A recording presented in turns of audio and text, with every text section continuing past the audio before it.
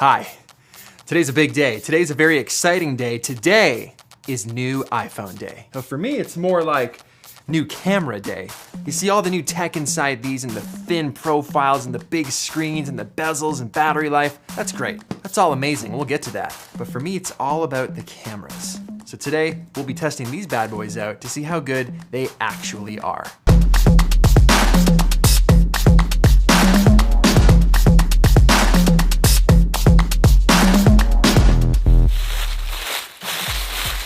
What is it about an iPhone where sometimes I feel like it exposes a photo better than my actual camera? And then I get onto my actual camera and I can't make it look as good as the iPhone. Who's been there with me? I can't be the only one.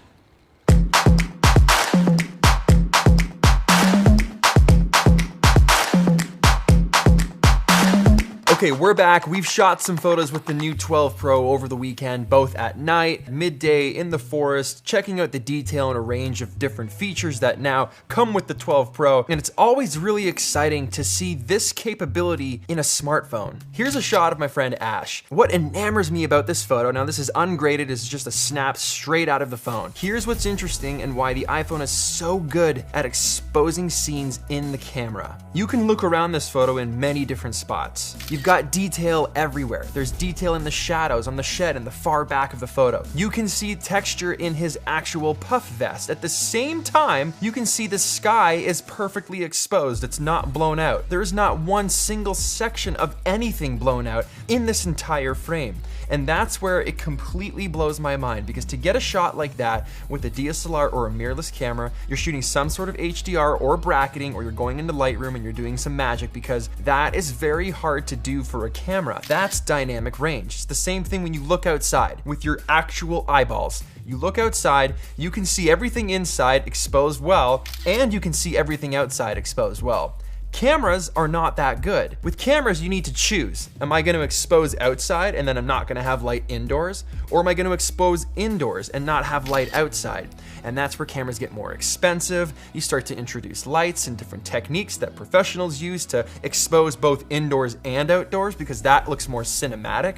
And then enters the iPhone Pro 12, where you're just taking a single snapshot and it's doing that for you immediately.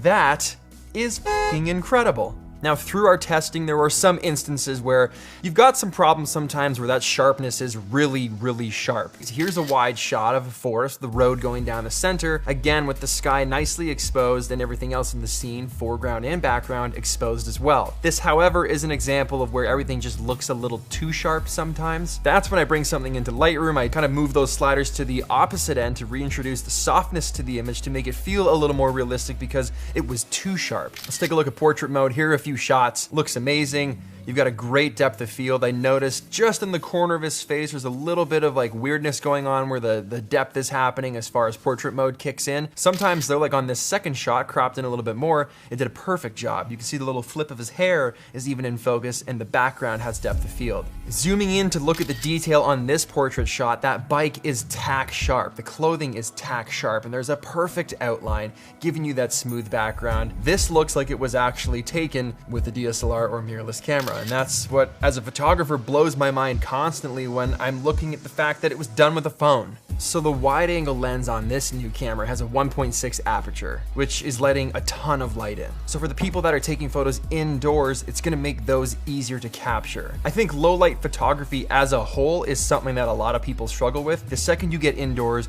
you start using any type of camera, especially an iPhone or anything like that, that's when you start to struggle a little bit more. So having all that extra light really helps when you're inside or at night.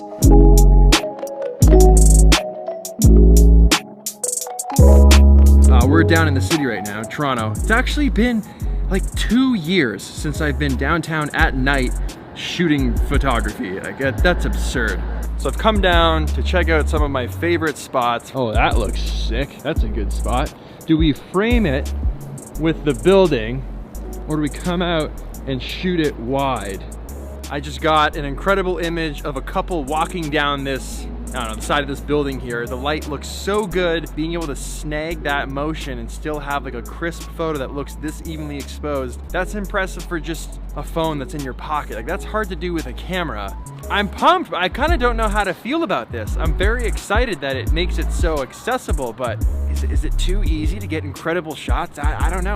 It's great. Pro tip for night photography with the iPhone. If your phone is on a flat surface or a tripod, I believe it's the accelerometer inside the phone knows that it's on a stable surface, and that'll actually give you a long exposure time. That's not a new feature, by the way. That was in the 11 Pro and 11 Pro Max. I just remembered that. I don't want to hold this anymore. Why? It's like an unreleased iPhone. Yeah, it's just making me so nervous. I feel like you're handing it to me and I should be grabbing it, but I'm not. I'm not. This is a lot right now. So indoor photography and night photography, those types of things have always been a little more challenging for people. Despite what camera you're using, it doesn't matter. With the iPhone specifically, they've been improving that time and time again with every iteration. This one is no exception, because now with that new LiDAR scanner on the back, it's making autofocus 6 times faster. So that was one of the things. When you have low light, it's hard for the camera to focus.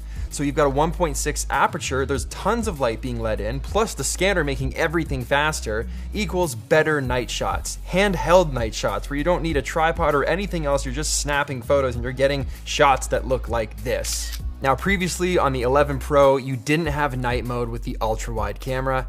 Now you have night mode with the ultra wide camera. That's the little yellow icon that pops up and counts down from 3 seconds to 2 seconds to 1 second, makes you hold still so that it gets the best possible exposure. If the camera detects that it's on some sort of tripod, it'll actually give you a longer exposure time, letting you do more creative photography. Taking a look at this one right here in Chinatown of this guy riding his bike by the frame, where I had it open for about 3 seconds, allowing a little bit of shutter drag on the subject, but keeping the background tack sharp, all whilst hand holding it for 3 seconds. Okay, this next shot is a really good example of how the camera works at night. This is the shot looking up at the TD building, downtown Toronto, Financial District at about 11:45 p.m. So it was dark. This particular corner of the building is never lit up. It's always very dark, shadowed, but the bridge usually has a little bit of light on it. So pointing the phone up towards the sky with about a 3-second exposure, it's incredible to see the amount of light because they did not look like that in real life. There is a little bit of noise and pixelation in the bottom left corner. On the edges it fell apart a little bit, but overall still really impressive.